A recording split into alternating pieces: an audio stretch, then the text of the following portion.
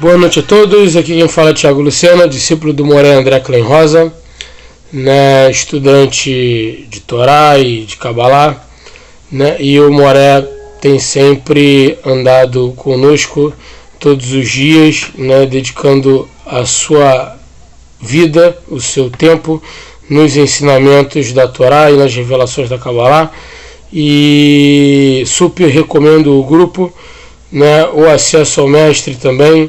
É uma pessoa muito humilde e de sábia, né, sabedoria, né, e eu me sinto honrado em tê-lo como o meu guia, o meu mentor espiritual, que me faz entender os mistérios místicos da Kabbalah.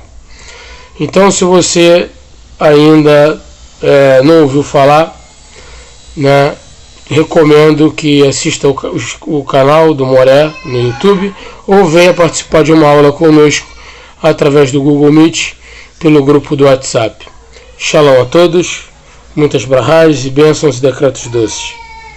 Em cima de Levíticos, a gente também vai para o livro de Bereshit, no 1, né, e fazer algumas considerações, vai ser necessário fazer isso. Muito bem. Então aqui, como eu disse para você, fala o povo israelita, diga-lhes que qualquer parte explicitamente, né, que jurar a Adonai equivalente para um ser humano, né? Que nós temos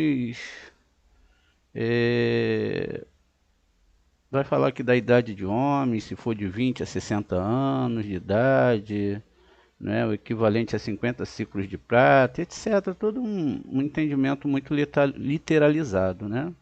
Em hebraico está escrito: Davi é o Bnei Israel, Va Abiratá, Elohim, Ishi Ifelá, Neder, Be'erá, Kahar, Nefashot Ladonai. Ou seja, o que está sendo falado aqui, Nefashot, na verdade almas, é uma quantidade de almas, e que aqui não vai ser falado, vai ser falado de Adão, não é? E Adão não é necessariamente um homem, é para falar da humanidade, mas é traduzido também como homem, ou Ish, né? Ish é homem, Yud é o Shin ali, não é? E o Re. E tem a Isha, não é? Que é Ish, o Yud, Shin, Re. Então, essas construções, né, a gente vai entender agora. Veja, acabamos de ler, já está tudo bem, podemos fazer uma tradução, e aí passamos pela leitura, e às vezes as pessoas leem tudo, a Parashá, e tem, tá bom. E só que o nível em hebraico é o nível Pesha, é o nível mais básico de todos os níveis. Por isso que existe a questão do Pardes, não é? Que são níveis de entendimento da Torá. E a tradução nem se fala. A tradução é a mais horrível, até mesmo no nível de livros hebraicos, é a mais horrível e vai te dar um entendimento muito pequeno de tudo. Então, a verdade é que o próprio hebraico não pode ser traduzido, não é? Ele não pode. Eu acho que é bom quando as pessoas têm uma tradução e etc, para que na linguagem dela, no idioma, ela possa mais ou menos entender as histórias que tem ali. E aí nós sempre citamos, não é? Provérbios 1:6, que são parábolas, caracteres dos segredos dos sábios. Então é isso que a gente vai entender agora. Quando a gente começa a falar de Torá, a gente tem uma dificuldade imensa. Qual a dificuldade? Da estrutura espiritual, da tradução e do nível Pesha que foi criado dentro do ser humano. Essas estruturas, elas levam o ser humano a estarem, não é, dentro de uma lógica, não é, muito, muito distante da Torá, diga-se de passagem. Também vimos ali a parte literal e esse muro que foi construído dentro da consciência do ser humano. Hoje a ciência no ramo da psicologia avançou tanto, não é, que ela já diz para nós que você é o que sua mente vê. Você é uma configuração da sociedade onde você vive, e a todo momento a sociedade, pelo menos, ela quer impor para você, não é, aquilo que ela acredita.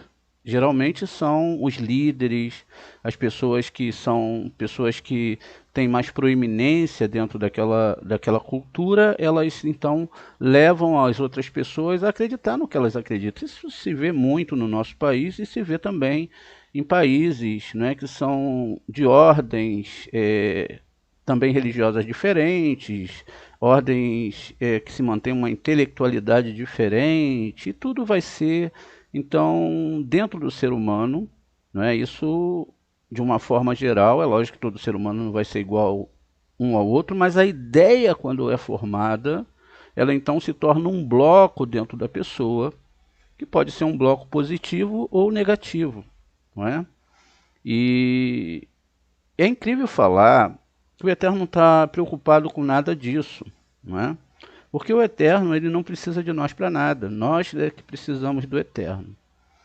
Então, quando ele vem escrever a Torá, não é?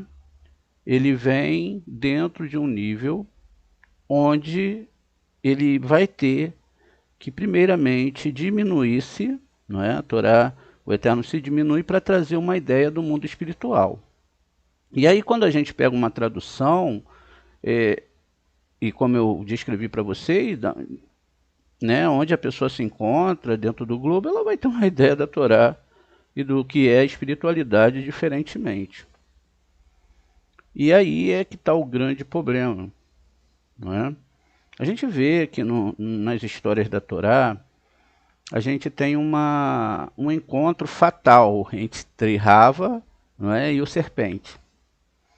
A ideia ali era a construção midrástica de que Rava ela foi discutir com o serpente um midrash sobre comer ou não de um determinado fruto, que é uma alegoria, lógico, de uma certa árvore. E essa árvore ela era extremamente poderosa porque ela existia em dois aspectos, no aspecto bom e ruim. Era a formatação dessa árvore, ela muito complexa de se entender, porque exatamente era algo que misturava dois parâmetros.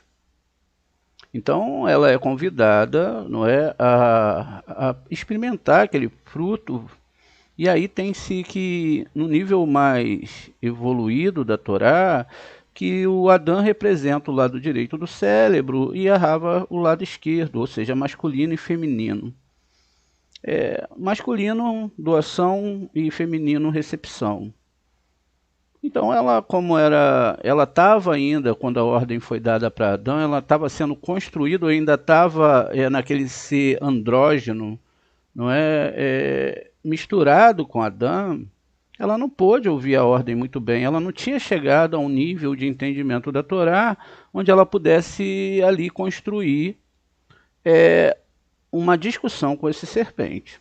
E aí, enfim, ela vai se alimentar daquela árvore, vai comer do bem e do mal, dali ela vai dar para também para Adão. E aí você percebe então que se o lado esquerdo do cérebro está ligado a tudo que nós desejamos nesse mundo e o lado direito é mais espiritualizado, é como se o lado esquerdo então envenenasse o lado direito e tirasse, não é, do lado direito do cérebro essa percepção que vamos colocar seria o lado mais espiritualizado do ser humano.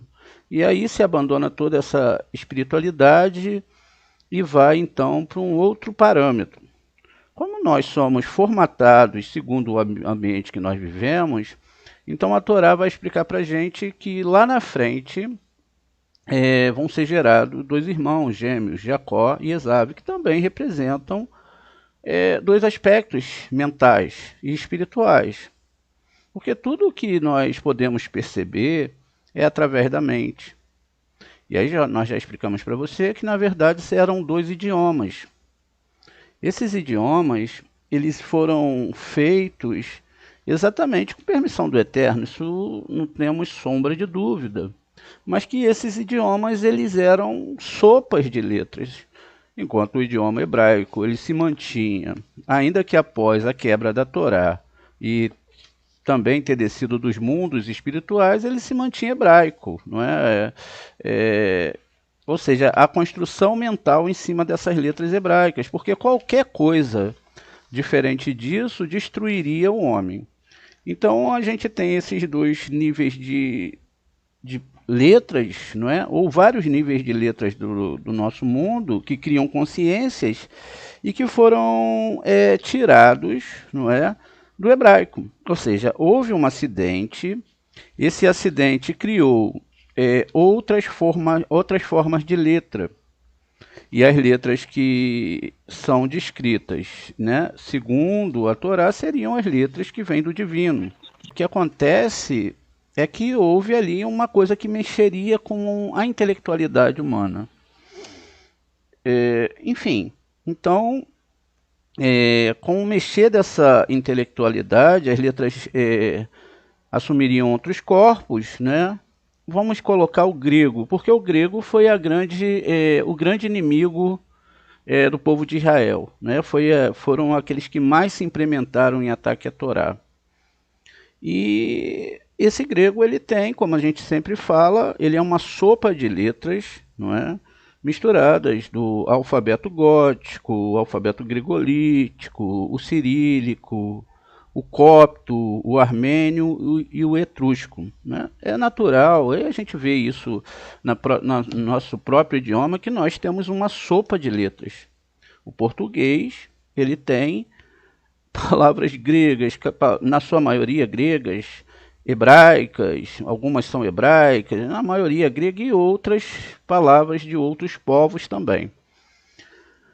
Veja, então, quando a gente vai pelo um sistema que não seja de letras hebraicas, e aí a gente está denominando aqui através do sistema da Torá, que é o que nós usamos, a gente também não deve atacar outras religiões, cada um segue aquilo que quer.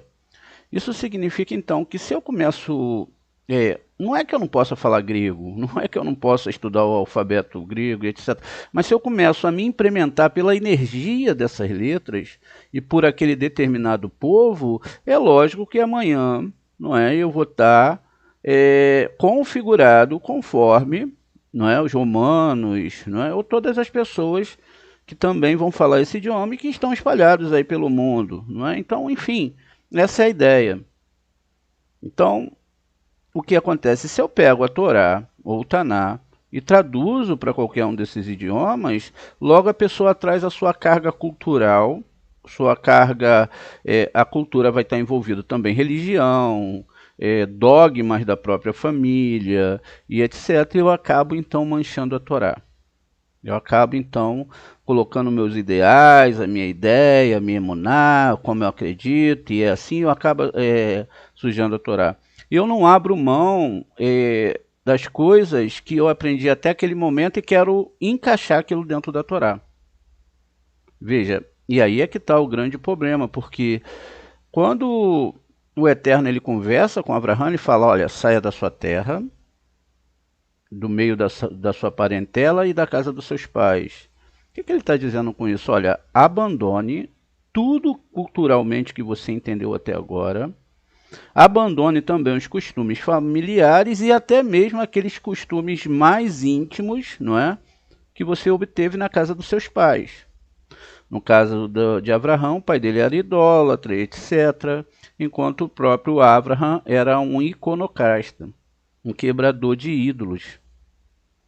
Então, existem muitos midrashins que falam sobre isso. Quebradores de ídolos não significa só quebrar ídolos literalmente, quebrar uma imagem, etc. Não, está se falando de quebrar dogmas que são barreiras infinitas dentro do ser humano, mas que de contrapartida não têm a mesma estatura da Torá. E como o ego, ele sempre é o principal foco de tudo, o ego é sempre que vai falar para a pessoa, olha, vamos estudar essa Torá, através da arqueologia. Vamos buscar a Torá através da história. Vamos buscar a Torá através... porque alguém existiu com o nome de Abraão. É uma construção totalmente desorganizada dentro do nível da Torá. E aí se entende então que esse primeiro nível é um nível peixa e não serve para nós.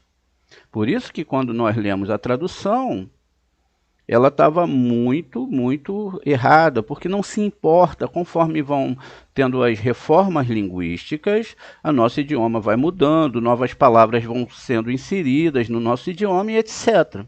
E aí tudo muda de repente. Inclusive, há pouco tempo tivemos uma reforma no português, porque alguns sinais já não tinham mais sentido de existir, até porque a linguagem também muda. E aí, aqueles que são professores de português entendem que mudou a sonoridade, já não se fala as coisas como antigamente, e assim vão se tendo mudanças dentro desses sistemas. De contrapartida, esse mesmo sistema que é antagônico à Torá, e aí agora é uma sopa de letra mundial, por que mundial? Porque todos alegam, não é, que o seu idioma é que é o verdadeiro. Se você vai para o Japão, não é, lá todas as meditações, todas as palavras, tudo vai ser em cima do idioma, não é, nacional. E assim não é, as pessoas defendem a sua nacionalidade, seu idioma, seus calendários, e é natural para todos aqueles que não conhecem a Torá. Inclusive, existem grandes espiritualidades dentro dessas nações, como a gente vai ver. E aí, esses dias eu estava vendo um foco, na verdade um programa, foi só um flash que eu vi das pessoas discutindo sobre a Torá, de que os judeus eles eram politeístas e que depois se tornaram monoteístas. E essa é uma verdade contada pela Torá. Né? Inclusive na reza de Yom Kippur, eles declaram que nós éramos idólatras. E que o povo de Israel ele sai do meio dos babilônios. Então, por isso é que as pessoas que navegam por esses caminhos históricos, arqueológicos e etc., eles estão buscando um caminho laico da situação. Eles não têm a experiência espiritual de tudo, coisa que muitas pessoas com outras letras, ainda que não seja a verdade da Torá, têm. Então, não é difícil de você ir na Índia e ver uma pessoa que tem uma experiência espiritual, ou pessoas que vão lá visitar e se encantam com alguma coisa, ou no budismo também, não é? O budismo, pasme, é uma religião hoje que tem 900 milhões de pessoas. Quase perto, um pouco distante, né? O islamismo, 1 bilhão e 600 milhões de pessoas, o cristianismo, 2 bilhões e 200 milhões de pessoas. Vejam, tudo isso são movimentados pelas letras e o idioma, que aquelas ideias espirituais são implementadas dentro do ser humano. E diga-se de passagem que todos eles têm ou experiência espiritual ou uma barreira intelectual que não deixa ele chegar à Torá. E é por isso que nesse momento nós não podemos ensinar uma Torá somente dentro daquele nível que a gente acabou de ler. E aí a gente tem que agora percorrer esse novo caminho para a gente entender qual é a proeminência da Torá. Qual é o nível que a Torá está falando. O que nossos sábios, né, estavam dizendo dentro dessa Torá. Então aquela frase que nós lemos lá, aquele passuque é versículo, de Vaikra 27, no versículo 2, não é? Perek 27, capítulo é Perek, e passuque, não é? Versículo. Então veja, aqui nós iremos fazer uma construção para depois irmos para Bereshit. Muito bem. Veja, e os nossos alunos já sabem disso, né? Que a palavra aqui é Davi, fala, né? Fala El Bnei Israel.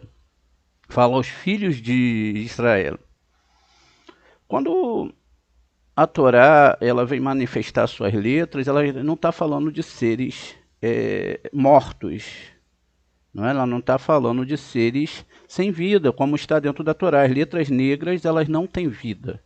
Por isso que existe um sistema de meditação para trazer vida para essas letras. Porque o conteúdo negro dentro da Torá é percebido por todos, não é? Então, o próprio rei Davi, no Terrilim 119, ele pede, fala ao Eterno, Eterno, abre os meus olhos para que eu possa ver a sua Torá. Se ele já conhecia o idioma hebraico, conhecia todas aquelas histórias, o que ele estava pedindo para ser revelado a ele? E aí a gente começa a entender então que as letras elas têm a sua espiritualidade, que elas se dividem em grupos. 3 letras mães, 12 letras simples, não é? E 7 letras elementares, que são chamadas de duplas. Essas 7 letras elementares e todas as outras letras a gente vai ver na construção desse texto da Torá. E também vamos implementar alguns níveis, não dá para fazer todos, porque senão não caberia aqui, alguns níveis de interpretação, inclusive dos sinais massoréticos, que, diga-se de passagem, estão codificados dentro da Torá, e que, infelizmente, por muitos acham-se que foi uma criação posterior à Torá. Na verdade, não. Como existia uma Torá escrita e uma Torá oral, então a Torá oral tinha, veja, a sonoridade de cada letra. Quando pegamos a Torá escrita, não existe nenhum sinal. Lá em Israel não tem nenhum sinal. A pessoa tem que estar familiarizada com a forma de falar, como ela vai passar a vida toda dentro de uma sinagoga, lendo o Torá e etc., ela já sabe o som e a sonoridade da letra. Até porque muitas das palavras da Torá estão embutidas nas rezas hebraicas. Veja, e as rezas hebraicas, elas são, na verdade, ou totalmente textos da Torá, ou são textos que têm letras hebraicas inseridas nele. Por exemplo, o Ana Berroa. O Ana Berroa, ele foi composto por um rabino, mas o rabino ele embutiu dentro da música letras hebraicas. Ou seja, toda vez que a música é tocada, pelo menos em algumas partes da música, você escuta a sonoridade da letra. E por isso que existem vários níveis de meditação, né? Então, com mantras também isso é feito dentro do judaísmo. E seguindo então essa lógica, a gente vê que aqui nós temos 2 letras do Begad Kefat, que são essas 7 letras duplas. Então, veja, a palavra daver, não é? Ela então agora tem uma conotação diferente. Por quê? A letra Dalet, e aí segundo a versão do Sefer Gra, existem outras versões, como a gente vai avançar a estudar, ele está ligado ao planeta Marte. Então essa letra, ela criou o planeta Marte. E o planeta Marte faz parte do nosso sistema solar. Então quando eu estou lendo Dalet aqui, eu devo entender que eu estou falando do planeta Marte e de uma Sefirá interna ao ser humano chamado Gevurá. Ou seja, todas as forças de julgamento que vêm para o nosso mundo vêm de Marte. Então, quando eu chego em determinado mês, né, ou seja, tem as 12 letras que nós falamos que são 12 letras simples, não é? Que representam as tribos, meses do ano. Então, quando eu chego no momento que esse planeta vai colocar sua força sobre o nosso planeta, não é? Então, eu tenho uma certa meditação que eu devo fazer em relação a isso. E que vai, então, colocar o planeta juntamente com a letra simples daquele momento, daquela tribo, né? Mas isso é só para a gente ter uma ideia. Muito bem. Quando o Eterno escreveu a Torá, então ele estava preocupado nas pessoas entenderem isso. Veja, então esse planetinha, né, Marte, que está aqui, ó, ele está ligado a todas as nossas sefirotes internas. Se ele está ligado às nossas sefirotes internas, está ligado também a Gevurá. Está vendo aqui? Gevurá é onde vem todo o julgamento. E o que significa isso? Significa que esse planeta está codificado dentro da Torá. Muito bem, vamos abrir aqui o livro de Bereshit para a gente poder entender um pouquinho mais.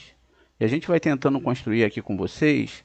E nós sabemos que quando, né, a Torá começa, isso já foi discutido várias vezes, e a gente tem aqui, na verdade, 7 palavras, veja. Bereshit, bara Elohim, Eta Hashamayim ve'haaretz.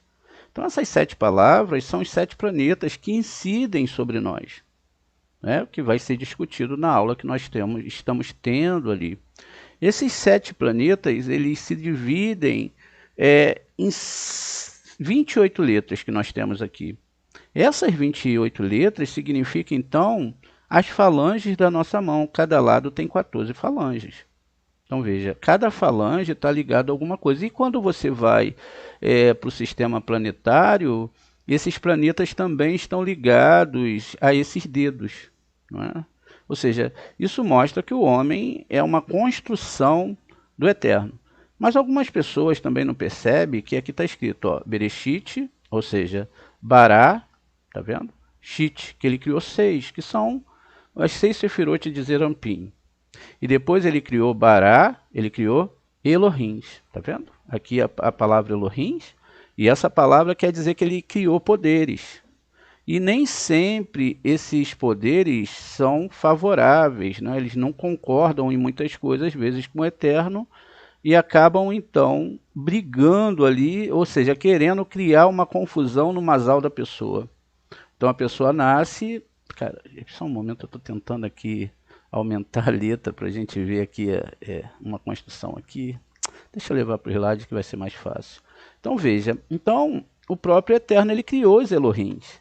Só que Elohim não é o Eterno. E existe uma grande explicação para isso. Por que que o Elohim não é o Eterno? Elohim são forças que participaram da criação, foram usadas pelo Eterno para a criação, ou seja, por um aspecto positivo ou até mesmo um aspecto negativo, mas que tudo, não é, está sob o controle do Eterno. Existe aí, dentro dessa construção, que a gente deve entender que existe ali etapas de divindade, não é? Etapas, e o Eterno, ele está dentro dessas etapas. Aqui a gente vai ver, não é, 7 pontinhos, ó, 5 iniciais abaixo do Aleph, um em cima e um aqui embaixo. Ó. São 70 anjos das nações. Por isso que todas essas nações têm esses poderes. O Eterno falou que esses poderes ele daria para essas nações para depois eles não reclamarem de que eles não tinham auxílio divino de alguma parte. Então esses deuses das nações, não é, que é conhecido, esses poderes todos que são reconhecidos por aí, todas essas entidades, esses 70 deuses, ele tem forças que estão sobre as forças dele, ou seja, tem anjos, não é? E todas essas forças estão diante do poder da recepção. Isso é um assunto para um outro momento. Muito bem. Então a gente viu na Torá que a Torá está falando sobre isso, né? Além disso, a gente pode ir um pouquinho mais além e a gente sabe também, não é, que através aqui de Bereshit, que foi escrito por Moshe, diga-se de passagem, que criou 6, depois criou Elohim, e que aqui nós estamos no planeta do 7. E a gente já explicou isso, vamos explicar de novo. 7 orifícios no seu rosto, 2 orelhas, 2 narinas, 2 olhos e uma boca. 7 partes no seu corpo, 2 braços, 2 pernas, tronco, cabeça e órgão sexual, 7. 7 mares, 7 continentes, 7 notas musicais, 7 dias da semana, não é? Veja a perfeição do 7. Então, existem mais coisas que eu não devo estar lembrando, mas esse mundo é o mundo do 7, não é? Então, é um número que está dividido nessa categoria de 7. Por quê? Deus, ele primeiro cria 7, não é? Ele cria 6 aqui, ó, que são as 6 sefirotes até a Lua. E depois mas aqui ele já tinha Biná. E abaixo de Biná, a gente vai ver que coisa incrível. Veja, aqui no início já está envolvendo 2 planetas, que é Saturno e é Júpiter. Logo depois nós temos a letra A, que significa um elemento, o fogo. E aí aqui nós temos o mês de Elu, não é? Que é representado por Yehudá, e temos aqui o planeta, né, o satélite Lua, que é chamado de planeta. Muito bem. Agora, como que Moshe sabia disso? Né? Há 3.800 anos, 3.000 e poucos anos atrás, como que ele sabia disso? Ele não poderia averiguar essas coisas se não fosse através de um intelecto espiritual. Ele não tinha como, ali com o sistema que ele tinha, ainda que os egípcios eram bem evoluídos, sabiam ver os planetas, não tinha como ele saber disso. Não tinham mapas, não tinham instrumentos de navegação, não tinha nada. O que a pessoa tinha, muitas vezes ali eles se jogavam no mar e ficavam a favor do vento, dos deuses, e eram levados, muitas vezes, sem saber para onde estavam indo. Muito bem. O que acontece aqui? Então, veja, esse nível da Torá que a gente está estudando é inquestionável, não é? Ao mesmo tempo que a Torá está falando ali do planeta Terra, que é chamado aqui de Malhut, não é? Dentro de um nível, esse Malhut que nós estamos vendo, existem vários Malhuts, ou seja, vários níveis de entendimento da espiritualidade. Se nós ficarmos no texto literal, na tradução, não vai ter um entendimento sobre essas coisas. E logo nós ficamos presos no nosso planeta. Ficamos presos sem saber o que é evoluir espiritualmente, ficamos presos nessa barreira, que é a barreira do intelecto, da cultura que nós nascemos, da religião que nós obtivemos. Por isso que eu sempre falo, Torá não é religião. Torá é uma ciência muito elevada para explicar questões espirituais muito mais elevadas. Não está preso dentro de um bloco religioso. O que é religiosidade? É você criar qualquer tipo de coisa. Eu vou fazer isso para agradar a Deus, vou, sabe? Enfim, qualquer coisa. Vou botar determinada roupa, etc. Enfim, é um pouco antagônico à Torá. Muito bem. E aí, então, como a gente tem, né, Marte, né, a gente vai ter aqui Saturno também, ligado à letra Beit, e o Mercúrio aqui ligado à letra Resh. Veja, só aqui já daria para a gente passar um dia estudando, porque nós teríamos que falar sobre esses aspectos a nível físico, mas a Torá ainda não está falando desse aspecto ao nível físico, porque isso aqui é só uma vestimenta para o divino. A gematria aqui dessa palavra é 206, né, que vai dar o tetragrama, ó, 200 mais 4 mais 2, 206, que é o nome Yud-Kei Vav-Kei. E aí nós temos aqui, não é, os sinais maçoréticos. O sinal maçorético, ele representa também, dentro da árvore sefirótica, o quê? Ele representa Sefirot. Ao mesmo tempo que aqui está falando de Gevurah, de Marte, também está falando de outros dois níveis de Sefirotes, que seria aqui representado pelo Patá, dentro da Sefirah Rohimá, não é? E aí Rohimá é representado assim no mundo físico por ano. E aqui nós temos uma outra pontuação de Serê, que é representada então por Biná, que seria a mesma Beit que está sendo exposta aqui. Quando a gente viu lá em Bereshit, a gente tinha um Sheva. E o Sheva, ele é Gevurah. Nesse caso, ele seria essa... Mas como a gente está analisando aqui, ainda dentro desses planetas, existem essas pontuações. Essas pontuações são a alma do planeta. Quer dizer que quando Moshe estava falando aqui, ele já estava com a alma dos planetas configurada e controlada para que o planeta não jogasse um masal duro sobre aquelas pessoas. Então ele bota o ponto dentro da letra, veja, o próximo beit que está aqui na frente também já está com ponto. E aí a gente, como citamos outras vezes, vamos entender o sonho de Yosef, ou na verdade do faraó. 7 vacas gordas, 7 vacas magras, 7 pés de espiga de milho, que não tem a palavra milho ali, mas é assim que é falado, e na verdade estão falando dos planetas. Ou seja, a incidência que o planeta ele colocaria sobre a Terra, que geraria um período de fome, e aí isso é muito interessante entender. Porque se a Terra tem 4,5 bilhões de anos, E nós tivemos várias e várias etapas do nosso mundo. Segundo a ciência, e através da ciência do carbono, dá para fazer uma datação. E nós temos no próprio solo uma digital sobre esses períodos que passaram. Então você tem um homem de Neandertal que viveu aproximadamente 300 mil anos. Ou seja, eles estiveram nesse planeta por 300 mil anos.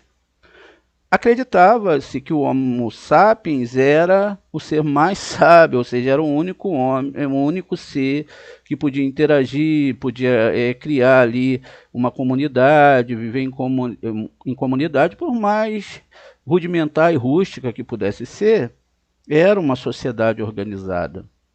E agora eles descobrem também que esses seres que tinham uma característica totalmente humana, mas desfocada do que nós somos hoje, né? A cabeça mais avantajada, os supercílios mais proeminente, tudo era maior. Mas que eles também tinham um nível de sociedade. Esse grupo, ele viveu espalhado, não é, ali na área da África, também da Rússia, etc., como clãs bem organizados, até que em determinado momento eles subiram. Deixaram de existir no planeta Terra. Depois sabemos que tiveram a época dos dinossauros, uma época mais celular no nosso mundo. Isso tudo é provado pela ciência. E isso não se desfaz de nada da Torá. Até porque nós já vimos essa construção no nome Adão, que tem gematria 45, ou seja, 4,5 bilhões de anos. E a própria Torá e o Taná vai falar que para o eterno não existe nessa questão temporal. Isso existe para nós. A questão temporal também é uma ilusão, mas serve como medidor, né? É uma medida que nós temos para entender as estações, os tempos, etc. Perceba então que tudo o que aconteceu nesse planeta, ele foi construído por uma mente divina que quis construir passo a passo um momento onde esse ser, que poderia ser no passado Homo sapiens, Neandertal, que são os primos distantes, eles chegariam a um nível de intelectualidade onde eles poderiam perceber toda a criação. E poderiam, através da astronomia, enfim, de tudo que é nível de ciência, chegar ao que hoje, e o que é falado muito na Torá, que tudo foi muito bem organizado. As coisas não poderiam ser um acidente. Um acidente geralmente gera, né, pelo menos na maioria dos casos, algo caótico. Né? Um acidente ele gera algo caótico, mas tudo é tão bem organizado que aí se entende então que mesmo com esses períodos que são tão obscuros para a humanidade, historicamente falando, e aí sim, como é uma construção da história da humanidade, pode-se usar e deve-se usar a ciência, para que nós possamos alcançar algo que vai geralmente contra aquilo que todos acreditam. Onde eu quero chegar aqui? Que lá naquela época, ainda que pudesse se estabelecer religião e não se sabe qual é, o Eterno já agia sobre a humanidade. E ele mesmo criava todos os mazalotes. E essas almas, é lógico, que habitavam ali, talvez estivessem no nível Nefesh, um nível mais animal e etc. Mas com o tempo e com a implementação principalmente da Torá, né, que vai ser dada ali na era de touro para Moshe, não é? De peixes, perdão, na era de peixes, já tinha havido, passado uma era, ou seja, uma era dividida em 2000 anos. E ali naquela era anterior não precisava, pelo menos, da Torá como regras. Então a Torá foi dada como regras. Então a gente não saiu ainda da palavra davar, ou daver, não é? Tudo bem. Então isso significa que a Torá está falando de um aspecto muito diferente do que se imagina. Então vamos reformular aqui, vimos que aqui existem 3 sefirotes envolvidas, tanto a nível planetário como internamente e também a nível espiritualmente, porque existem 5 níveis de alma, não é verdade? Por isso existem 5 planetas, 5 árvores sefiróticas, E dentro dessa árvore sefirótica, o que acontece? Também existem espiritualidades. Então vamos lá, o que acontece? Então, nós temos aqui o Mercúrio, que na verdade vai estar relacionado, não é? Exatamente, ó, a essa Sefirote aqui. Essa Sefirote, que é chamada de Mercúrio, ela é interna, ela é espiritual, não é? E ela também é uma Sefirote que está aqui na terceira letra. Na terceira letra que também não vai ser um ser humano. É chamada de Aharon na linguagem da Torá. Mas ela não é um ser humano, ela é um aspecto dentro de todo humano. Então, todo humano vai ter uma sefirá chamada Od.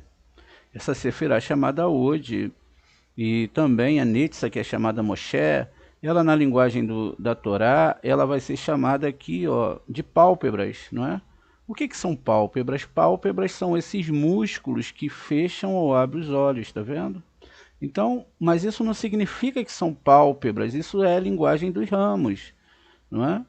Aqui em cima, nós também vamos ter algo semelhante nessas duas sefirotes. Aqui nessa sefirote é chamada de Enaim, tá vendo? Ou seja, Enaim é, na verdade, olhos, tá vendo? Olhos. E já aqui nessa aqui nós vamos ter menina dos olhos, até uma certa parte, na parte superior. E abaixo, ali nas seis sefirotes desse nível de Biná, que é Neshama, a gente já vai ter o que nós chamamos de Rotem, que é ouvidos. Né? Então, veja, então a construção dentro da Torá, ela é toda sefirótica. Ela está falando de sefirotes, de internalidades, desses personagens internos que existem. Todos os personagens da Torá estão dentro dos seres humanos. Eles podem ser Cora, eles podem ser Moshe, e etc. Mas eles já vêm configurados assim. Então qual é o papel nessa missão? É que ele possa realmente consertar essa parte, não é? Essa parte, qual é a parte que está com defeito? É essa aqui. Então, a priorização de saber onde está com defeito é onde nosso mapa cabalístico mostra para as pessoas, né? A gente faz um mapa cabalístico, a gente faz a árvore sefirótica da alma e a pessoa vai ver aonde tem mais defeito, quais são as sefirotes que estão cheias, vazias, aonde tem uma ligação, onde não tem. Então ela pode fazer a partir daquele ali um grupo de meditações que ela possa consertar isso, não é, através do estudo da Torá. Como o nome diz, não é um objeto mágico, mas é um mapa, né? O que um mapa te leva, né? Um mapa te leva a chegar a um determinado local onde você vai conseguir encontrar algo que seja algo importante, um lugar que você queira ir, etc. Mas vamos voltar aqui então. Então, o Dalit representa Gevurah, o Beit vai representar Binah, não é? E o Reish vai representar aqui Od. Os sinais massoréticos aqui descritos, nós vimos que nós temos aqui o Patá, né, o Tserê, que também representam Rohimá e Biná, não é isso? E essas construções, elas são feitas para que a gente possa começar a entender a Torá. Veja, só aqui eu tenho um grande trabalho para fazer. Esses pontinhos aqui no interior, não é? Eles já vão ser, aqui vão ser chamados de milupim. Ele acompanha o Vav, mas pode acompanhar outras letras, como está ali no caso. E ele vai representar Yesod. Yesod também descrito como a lua, como a gente vai ver. Veja, todo esse processo que nós estamos fazendo aqui é um processo muito delicado, não é? É um processo muito delicado e é um processo que, para a pessoa entender, então ela vai ter que falar da história de Aharon dentro da Torá e compreender que ele é o planeta Mercúrio, compreender que ele é o sistema de Od, enfim. Então veja, isso denota um tempo e muito estudo. O Beit, que é Biná, que é Saturno, e que também é um sistema reencarnatório dentro do ser humano. O Dalet, não é, que é Gevurah. Veja, se tem um pontinho dentro desses planetas, né, não tem dentro do Reishi, então isso significa que a gente tem que perceber que existe aqui alguma coisa ainda errada. Então, o que que acontece? A gente já falou isso sobre algumas vezes com vocês, mas vamos fazer uma construção, por exemplo. Enquanto o homem ele controla o fogo, ele cria um segundo estômago, né? Ele não tinha necessidade mais de ingerir a carne crua, e ali ele quebra, não é, a carne, ele quebra as fibras da carne, ela fica mais macia, e também a carne ela já não vem com bactérias, né? Então o homem descobre o fogo, mas ele ainda não podia se fixar no lugar. Por quê? A Terra ela não tinha estabilidade na sua temperatura, então ela sempre oscilava, e essa oscilação sempre se dava, não é, a 1,5 graus acima ou abaixo. E isso não permitia com que o nosso planeta ele deixasse o ser humano ficar parado. Ele tinha que forragear a Terra, ele tinha que se adequar aos ambientes se movendo sobre o globo terrestre. Há 10 mil anos atrás, segundo estudos científicos, chegamos ao Holoceno, ou seja, houve um equilíbrio na Terra, e aí esse equilíbrio ele fez com que as estações pudessem existir, ou seja, inverno, verão, primavera, outono. É lógico que essa realidade não existe nos polos da Terra, né? Lá a realidade é muito diferente. Então, nos polos, Polo Sul, Polo Norte, não existe, né, essa realidade. Então, inclusive um desses são considerados o maior deserto do mundo. Deserto não é porque é seco ou porque é calor, mas pela questão da precipitação de água sobre aquele ambiente, né? E um deserto é uma geleira, eu não me lembro qual agora. Então veja, é o maior deserto que existe no mundo. E aí então o homem pôde parar. Quando o homem ele pôde parar, então começaram a surgir o que? As plantações. Surgiu na mente do ser humano, com daquela forma dele não ter mais que se forragear, ir para lá e para cá, a questão de fazer lavouras. E veja, perceba que até hoje, no meio indígena, eles fazem esse trabalho, pelo menos aqui na floresta amazônica, de ir atrás da alimentação. Eles ficam um tempo num local, vão para outro, vão para outro. Eles têm essa necessidade de não se implementar na lavoura, etc. Eles vivem daquilo que a floresta oferece para eles. Isso foi algo natural. Inclusive, esses indígenas que nós temos aqui são descendentes de esquimós, daquela galera lá que atravessou ali há uns 15 mil anos atrás uma ponte que tinha gelada e chegaram aqui no Brasil. Por isso que a semelhança é muito grande entre esses povos. E aí então a gente também vê como existe hoje no povo Rasa. O povo Rasa é um povo na África que eles vivem de caça, e eles não se evoluíram, não evoluíram, não sabem ler, não sabem a sua idade, não sabem nada. Eles só vivem dentro daquela comunidade. Qual é a melhor coisa para eles? É a caça, não é? A caça. Ainda hoje é lógico que a tecnologia está chegando e eles estão sendo influenciados, não é, pela evolução, e estão começando a mandar seus filhos para a escola e etc.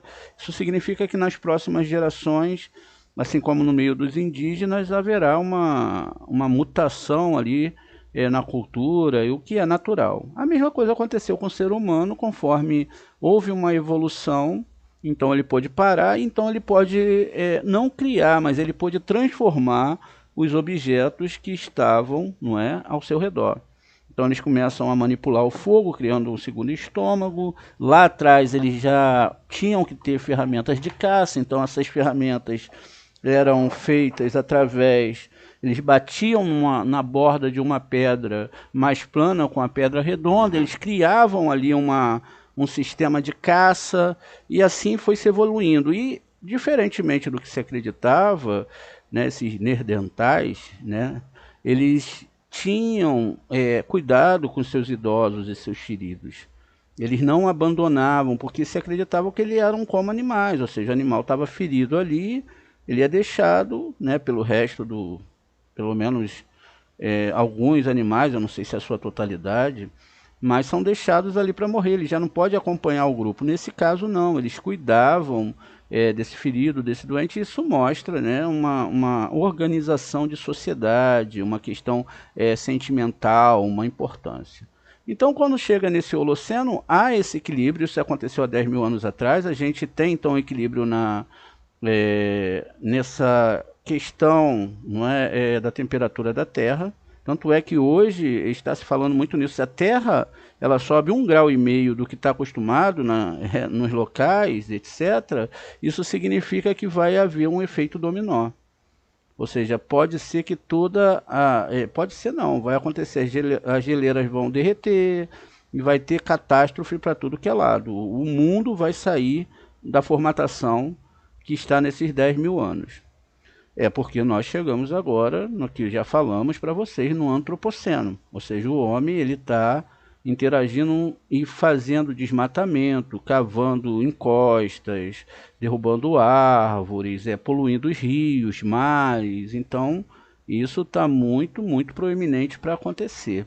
E talvez seja a mão do Eterno agora mostrando que o não estudo da Kabbalah, o não entendimento de que nós devemos manter o nosso mundo, a nossa atmosfera, é algo que não prestamos muita atenção. E tudo isso está ligado a muitos fatores. Mas, de contrapartida, nós vemos que essa evolução do ser humano, manipulando os objetos ao seu redor, ele vai muito amplamente, não é? Então a gente vai passar por vários e vários estágios dentro da consciência humana, a idade da pedra, do bronze, etc., do ferro, e assim vai se manipulando, manipulando, e é lógico que todos esses metais eles precisavam ter outras ligas, outros tipos de materiais para chegarem onde chegou, mas na frente, depois que eles aprendem a manipular esses minérios, então eles começam a entender sobre a eletricidade, chega a eletricidade e tem contato também com combustíveis.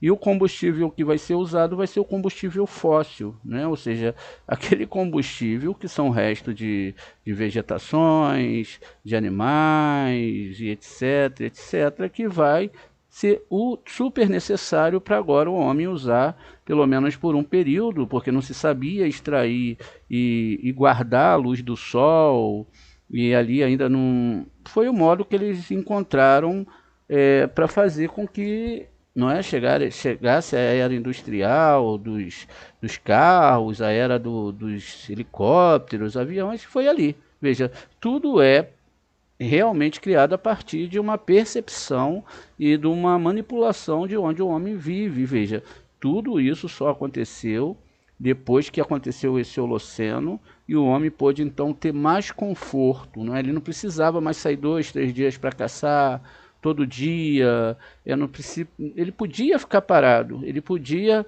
pensar diferente, criar mecanismos de caça diferente, enfim. Então, vamos voltar aqui.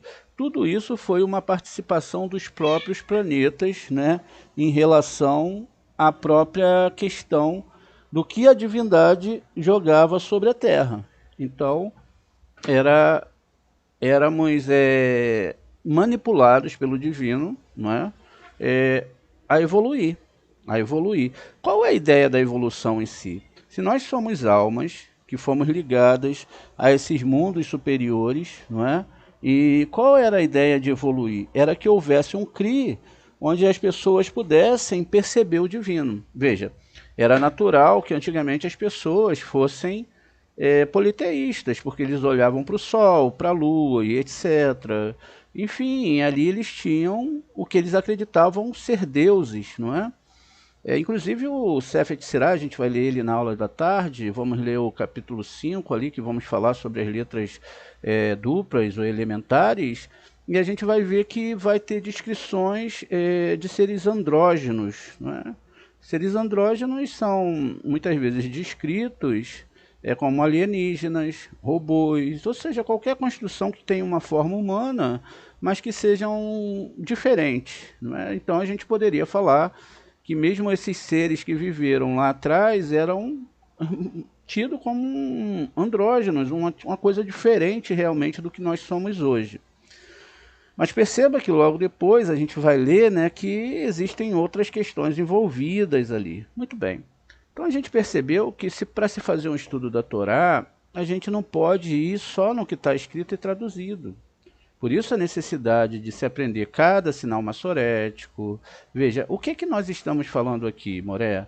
Nós estamos falando de Rorimá, estamos falando de Biná, mundos espirituais, planetas também, a nossa internalidade. Estamos falando de julgamento, Gevurá. Estamos falando do sumo sacerdote, não é?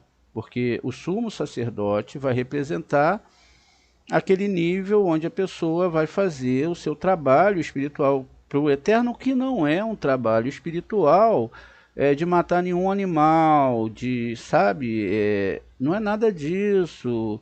Enfim, é um trabalho espiritual interno.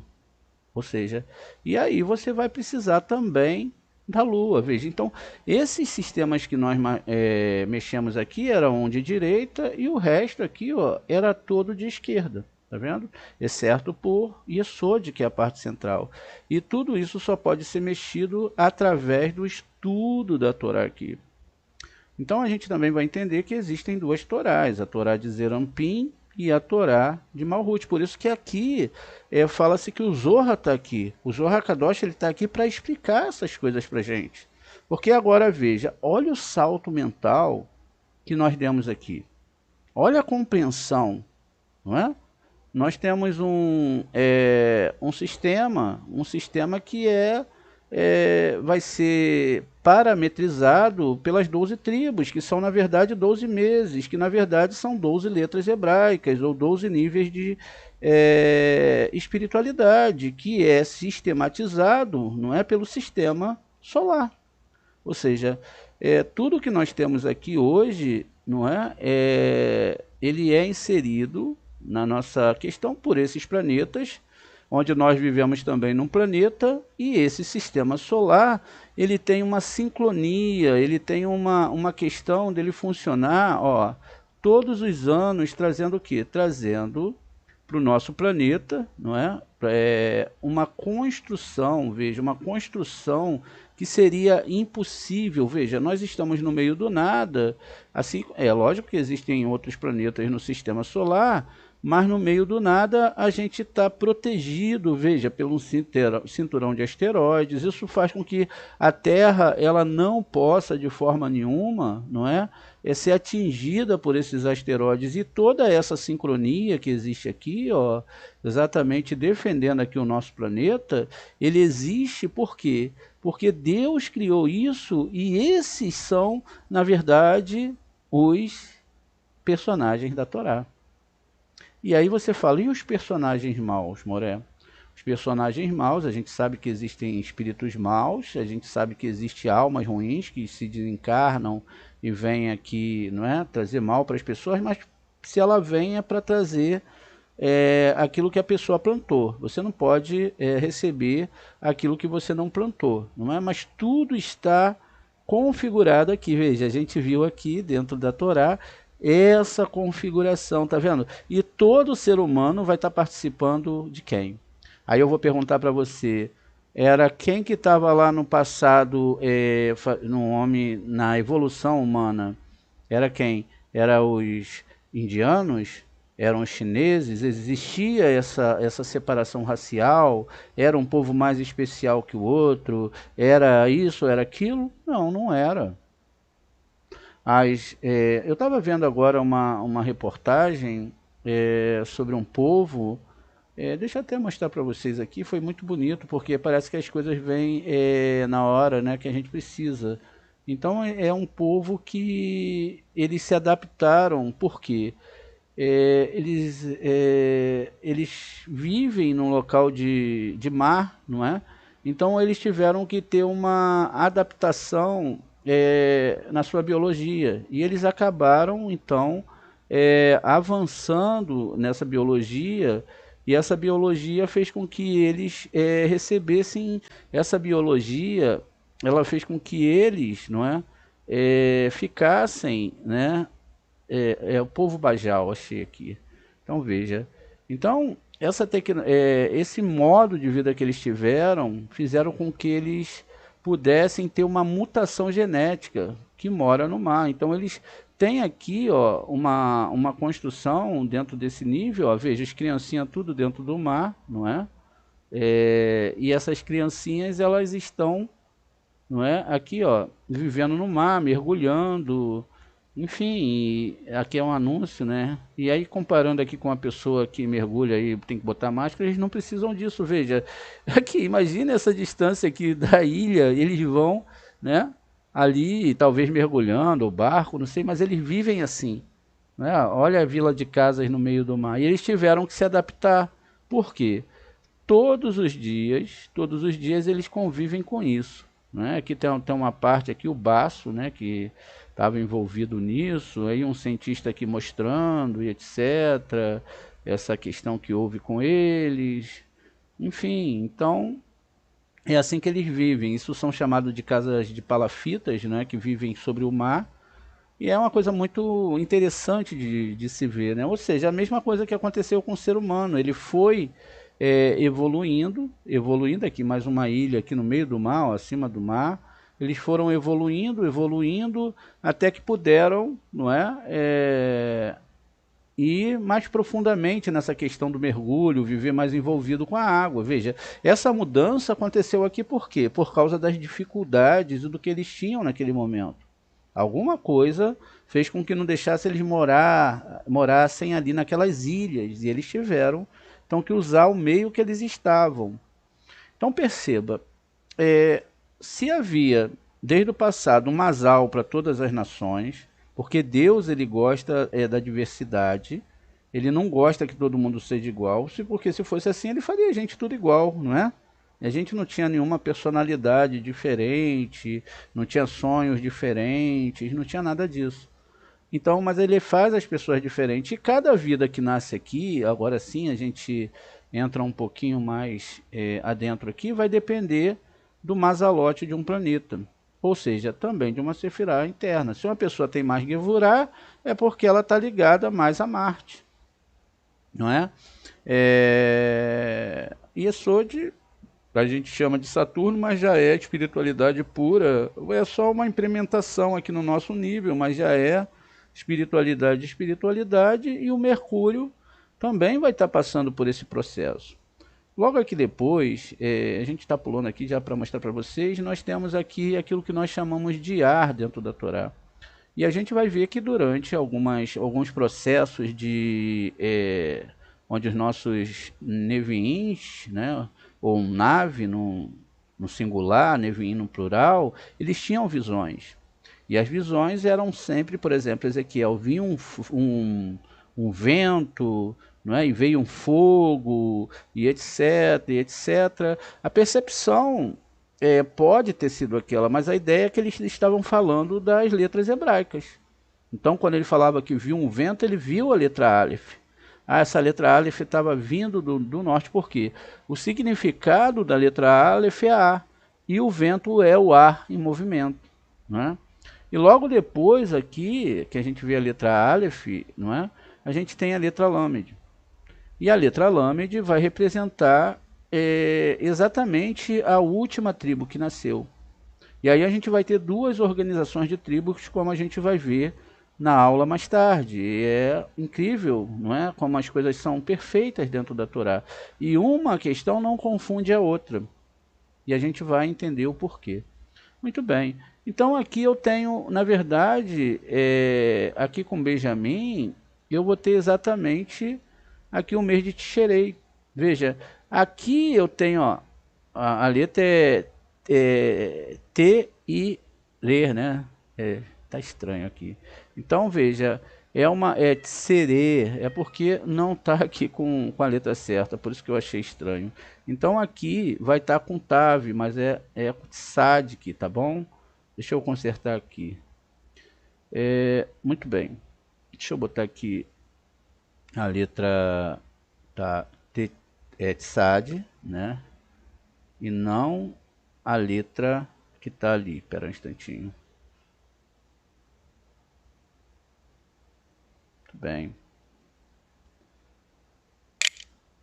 Se inscrever aqui, vamos lá mais uma vez. Tá, agora sim, veja, agora ficou certo, né? Então, Tisserê, lembra muito o nome Tisserê, né? Um nome do mês, que é esse mês aqui que a gente chama, não é? De Libra. Veja, então Libra é o mês de Tisserê, que é onde tem o que? Yom Kippur. Agora vem cá, o Yom Kippur é só para quem faz a festa, só para quem faz jejum, ou todo mundo recebe os julgamentos de Yom Kippur? E todo ano um monte de gente, pela misericórdia divina, escapa. Me respondam. Veja. Todo mundo. Exatamente, todo mundo participa. Aqueles que sabem e aqueles que não sabem, não é? Sim. Então quer dizer, isso não significa que eu vou deixar de seguir Yom Kippur porque eu sei, né? Seria uma verá eu fazer uma coisa dessa. Mas como eu vou fazer Yom Kippur, eu devo agora ver, segundo a Kabbalah, como é que se faz. A Kabbalah proíbe você de fazer jejum e de fazer você machucar o seu corpo, né? Ninguém vai servir a Deus através de sofrimento, é através de felicidade e alegria. Porque senão você não tem pelo que agradecer a Deus. E você fazer um jejum é você tentar manipular o divino em relação à sua vida. Veja essas pessoas que não fazem, elas não foram julgadas para a morte, né? Os neandertais, eles ficaram o tempo que era necessário no nosso mundo, né? Depois que chegou o fim daquela etapa, daquela vida, etc. Se ele não cometeu nenhuma verá, nenhuma coisa muito elevada em nível de recepção, e etc., o Eterno vai deixar ele ficar ou vai recolhê-lo, como foi o caso do Arizal, do Ramak. O Ramak morreu com 58 anos, o Arizal com 38 anos, porque acabou a missão. Eles não tinham mais por que ficar aqui, né? Eles até queriam isso mesmo, porque esse mundo é de muito sofrimento. Muito bem. Enfim, então vamos aqui. Aqui nesse mês a gente tem a letra P, né? E aí agora a gente está indo para um outro nível e a gente vai entender mais um pouquinho. Veja, a letra P já representa Moshe, que na verdade Moshe é Vênus. E Vênus, que é chamado de Moshe, não é? Ele é realmente um planeta incrível, não é?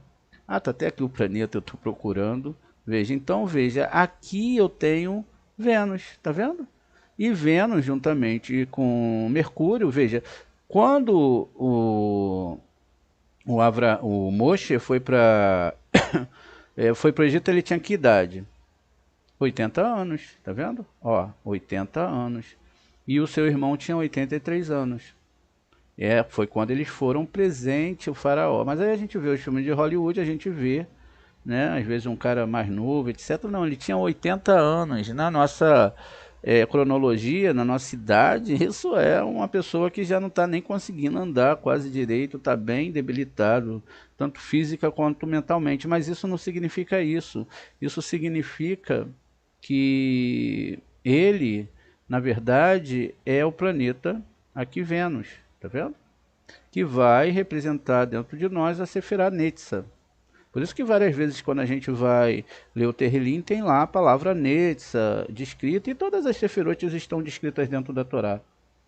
Veja, e aí por que é 80? Porque a letra P, ou Fei, né?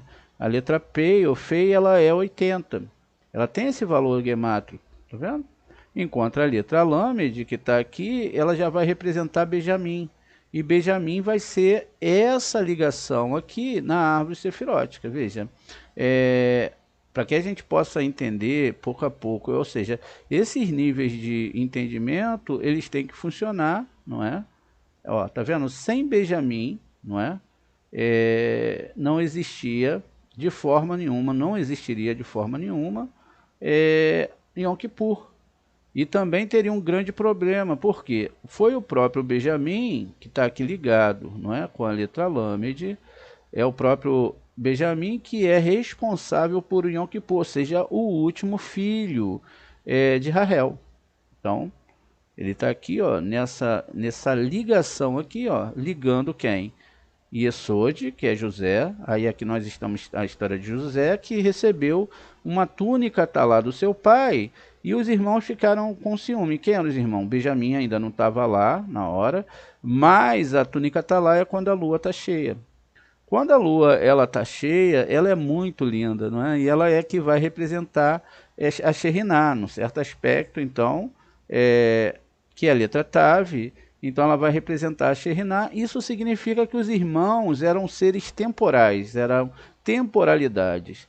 E eles não podiam, não é, de forma nenhuma, receber o brilho do sol. Algo que é chamado de tempo não pode receber. Os objetos que estão no tempo é que recebe, ou seja, o tempo não é algo concreto, não é? É algo que não recebe, mas a lua recebia. Por isso que os irmãos eles tiveram ciúme de Yosef. Na verdade, é uma linguagem metafórica dos meses do ano que mandam as almas para cá, né? A questão de Yosef ser jogado ali num poço é ser jogado em Malhut, a alma que vem para cá, sobre um aspecto, não é? O último aspecto que ela passa é pela lua. Então, por isso que quando faz um mapa cabalístico, você tem ali a Lua, o Sol, Mercúrio, todos os planetas envolvidos. E veja, então aqui ó, a gente vê que a gente está refreando essa temporalidade e está refreando aqui o planeta Vênus. Então, por isso é que essas letras são meditadas, e aí nesse período vai ter uma questão do tetragrama, que eu vou deixar para a gente estudar mais tarde por causa da complexidade que nós teremos agora. Então vamos seguindo aqui. Então veja, avançando mais ainda, a gente já falou, nós falamos, não é?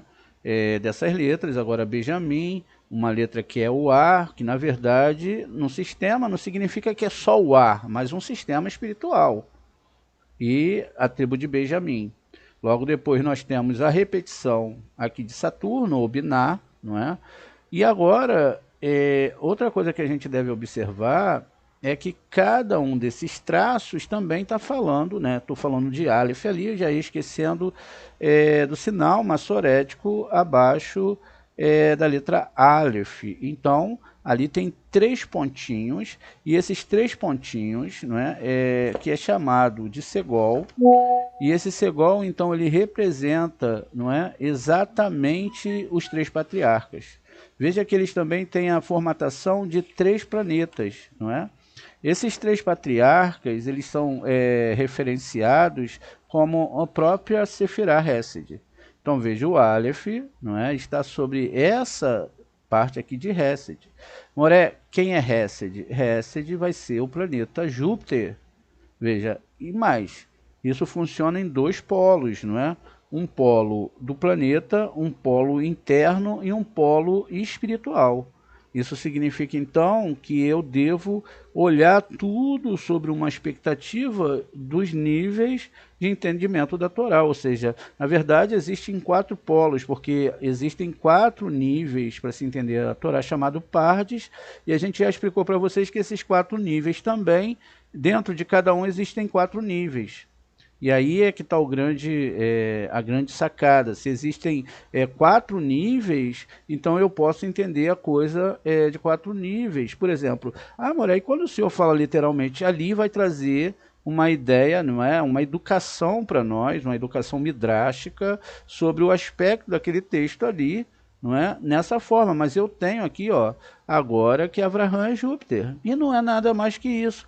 Mas Moreno, não existe um homem chamado Avraham, o que isso irá mudar na minha vida?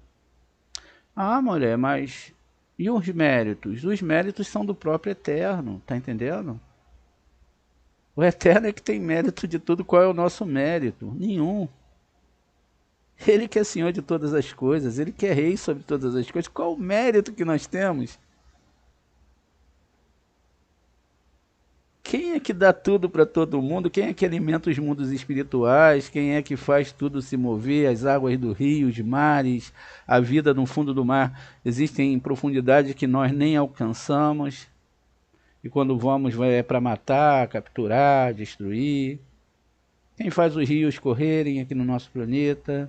Quem é que faz um bebê nascer e abrir os olhos? Quem tem mérito é ele, tá entendendo? Então o mérito dele, não é? Desse nível do nome divino, qual o nome que vai estar aí? A palavra El, Aleph Lamed. que é exatamente aqui onde a gente está pegando, ó, tá vendo?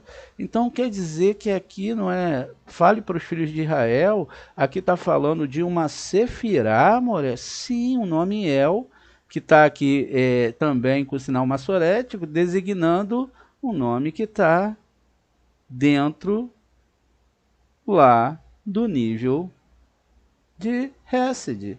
Então, poxa, então está dizendo ali, Moré, que é Marte, do nível superior, Saturno, Biná, do nível superior, e Rode, do nível superior, né?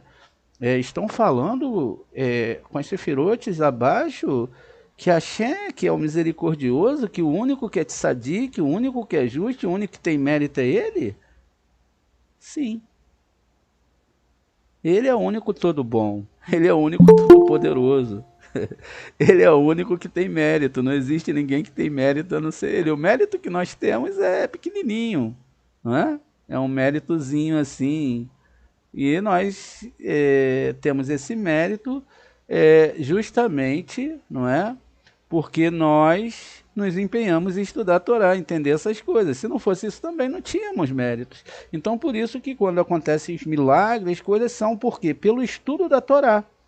Então as pessoas vão sendo curadas, libertadas pelo estudo da verdade. Elas estão diz que a pessoa sai muito feliz, que ela fica viajando, ela flutua quando ela descobre essas coisas. Se eu estou realmente nas mãos de Hashem, se tudo quem comanda é ele, o que eu temerei? A única coisa que eu devo temer é a distância da sua Torá e a distância dele, não é verdade? O não entendimento, desfragmentar minha mente andando por outros caminhos que não sejam essa Torá, ainda que agora eu não consiga compreender tudo, eu entendo então que tudo é criado por Hashem. É lógico que eu não vou aceitar o mal.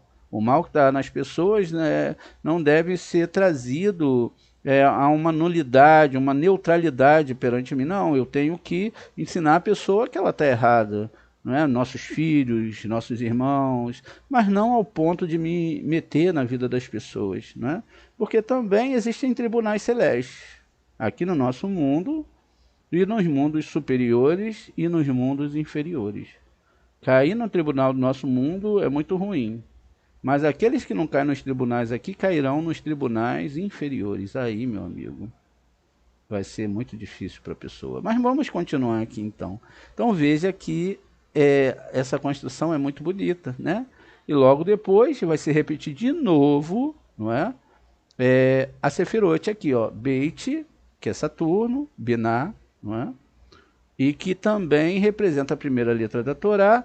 E aqui abaixo, ó, Yesod aqui no meio, e aí aqui Gevurá. Imagina, agora vamos fazer o desenho de novo. Vamos lá. Vamos, Moré, em todos os níveis, né? Muito bem. Biná, não é? Biná. E a gente vai ter, na verdade, agora aqui embaixo, Gevurá, não é? Que aqui os dois pontinhos são Gevurá. Aqui vai se repetir de novo Biná, não é? Aqui. E agora mudou, porque agora a gente vai ter do outro lado, não é? Olha que coisa incrível, do outro lado, a próxima ligação, que é de Escorpião. Tá vendo? Então, aqui a gente tem uma próxima ligação, que é de Escorpião. E essa ligação agora, né? Ela tem todo um significado, quer dizer, a letra Nun está fazendo uma triangulação, né? Vamos botar aqui a letra, vamos ver aqui, ó. Então veja, eu tenho aqui Escorpião, tá vendo? Esse Escorpião, ele assim como aqui é representado pela letra P e a letra Lâmede, não é? Ele está representando agora o Escorpião, ó, o Ain, o P, 70 mais 80, que no final vai me dar 150, não é isso? E aí são as duas letras.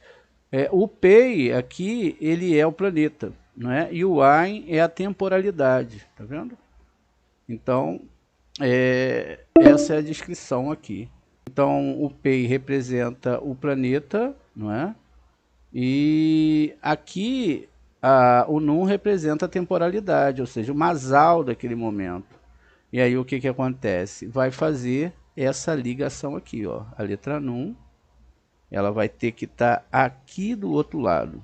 Então veja, é a balança e agora Escorpião. Tá vendo que são, na verdade, tribos, né? As tribos metaforizadas por esses sinais. E o que são esses sinais, então, Moré?